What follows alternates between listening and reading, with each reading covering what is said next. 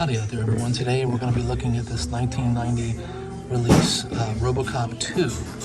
This is the Scream Factory, Shout Factory Collector's Edition Blu-ray, and as you can see, it's got the new commission fan art here on the front, and then of course inside you've got the disc art with the reflection of Kane in the background, and then you have the original poster art from the initial release of the film.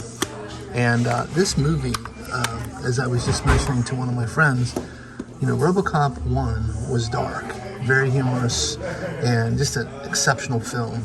But in terms of like the darkness and the nihilism, Robocop 2 said, hold my beer.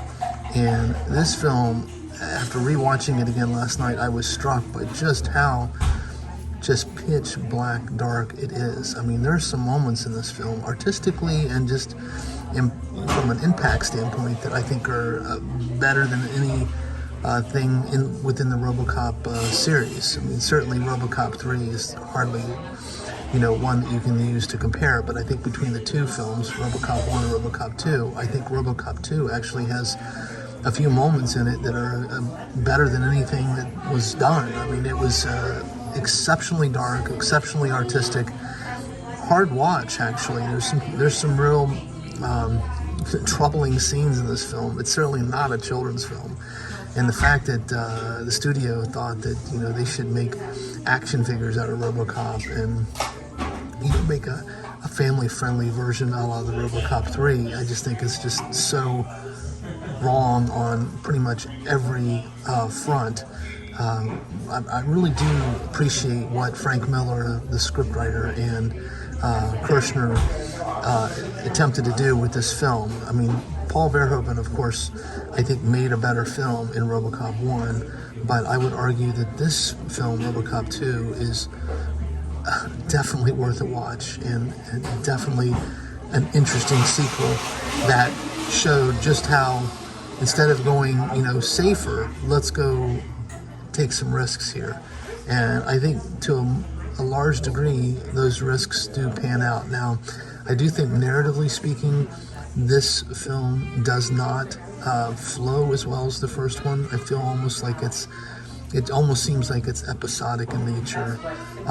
So I think in terms of like editing and flow, I would definitely give the nod to Robocop 1. I also think that some of the actors, including Kurtwood Smith in Robocop 1, the bad guys in Robocop 1 were just terrific. I think in the second film, this film here, it's really more about the tone and you know, the fact that they chose to use a 12-year-old kid to be someone that kills people. And I mean, it's just dark. It's just really dark stuff. And of course, the Tom Noonan, you know, everybody's favorite weird character actor, he did a good job, but I do wonder if there wasn't some more stuff that they filmed that didn't get put into the final cut that fleshed his character out a bit more, because I feel like he wasn't given enough screen time to really make you understand his motivations.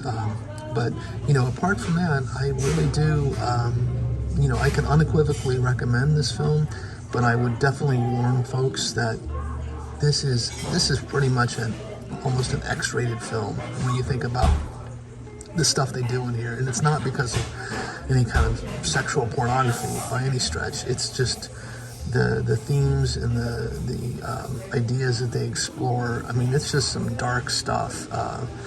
You know, I definitely think Robocop 1 is a movie I want to go back to more and watch, because I feel like it does a better job of weaving that all into an entertaining 2 hours. But still, I got to give props to the production team behind Robocop 2. They tried something different. It largely succeeds. It just doesn't make for as entertaining a film as the first. And of course, I want to just mention briefly that Scream Factory did a fantastic job with the transfer. It's never looked better. The sound, the visuals, it looks fantastic. And there's tons of really interesting supplemental materials that are definitely worth dipping into for anyone that's interested in that sort of thing. So on that note, I just want to say thanks again for watching. Please do take care out there. Stay safe, be kind, and keep watching cinema.